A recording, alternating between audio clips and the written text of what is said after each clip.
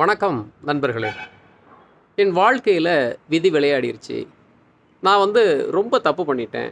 நான் எங்கேயோ இருக்க வேண்டிய ஆள், இப்படி கஷ்டப்பட்டுட்டு இருக்கேன் அப்படின்னு நிறைய பேர் சொல்லுவாங்க. அதாவது கடந்த காலத்தில் நீங்கள் செய்த செயல்கள் நிகழ்காலத்தில் உங்களை பாதிக்கலாம். இல்லை கடந்த காலத்தில் நீங்கள் செய்யாமல் விட்ட விஷயங்கள் இப்போ நிகழ்காலத்தில் உங்களை பாதிக்கலாம். ஏன்னா விவேகானந்தர் சொல்லுவார், கடந்த காலத்தில் நீங்கள் செய்த செயல்கள் தான் இப்போது நீங்கள் அனுபவிக்கிறீங்க. இப்போ கூட நீங்கள் நல்ல விஷயங்களை செய்தீங்கன்னா எதிர்காலத்தில் இன்னும் சிறப்பாக வர முடியும் அப்படின்னு.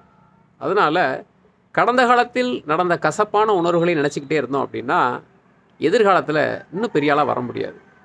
அப்போ நிகழ்காலத்தில் இப்போ இருக்க டைம்லையாவது என்ன செய்யலாம், என்ன பண்ணலாம், எதை பண்ணால் முன்னேற முடியும்னு யோசிச்சிங்கன்னா இன்னும் சிறப்பாக செயல்பட முடியும். கடந்த கால கசப்புகள், எதிர்கால பயம், இந்த ரெண்டையுமே ஒதுக்கி தள்ளிட்டு நிகழ்காலத்தில் இன்றைக்கி 1 மணி நேரம் நீங்கள் நல்லா ஒர்க் பண்ணுறீங்கன்னு வச்சுங்களேன், அது உங்களுக்கு பிரயோஜனமாக இருக்கும்.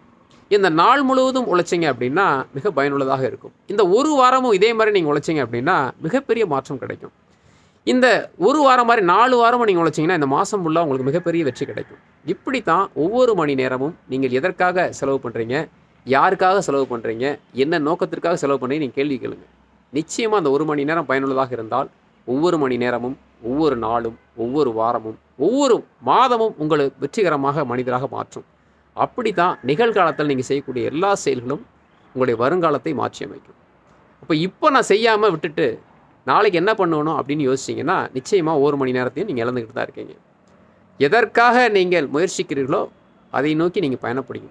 அதான் சொல்லுவாங்க, நீங்கள் என்னவாக ஆகணும்னு நினைக்கிறீங்களோ அதுக்காக மெனக்கெடுங்க. அதுதான் உங்களை முன்னேற்றும்.